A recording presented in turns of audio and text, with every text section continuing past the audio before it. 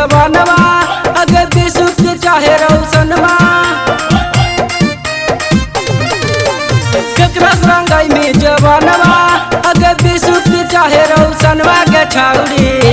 ये छौड़ी डाल दे तो वही में रंगवा छौड़ा यही रनवा के छौड़ी ये छौड़ी डाल दे तो वही में रंगवा छौड़ा यही रनवा के छौड़ी।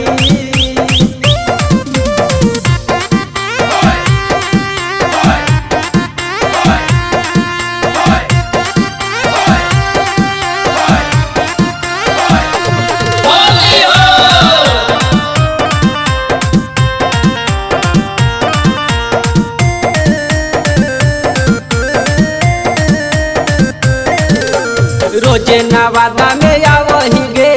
छौड़न से रंग डलवावही गे रोजे राजौली में आवही गे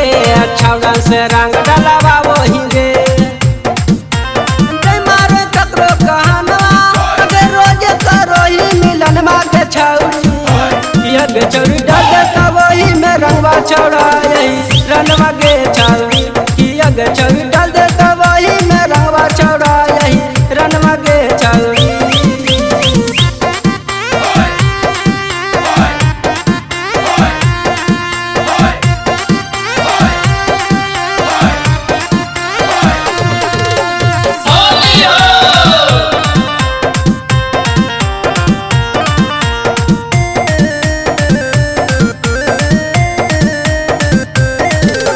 गौतम से रंग लगावा वही गे बिलास के रोज तरसा वही गे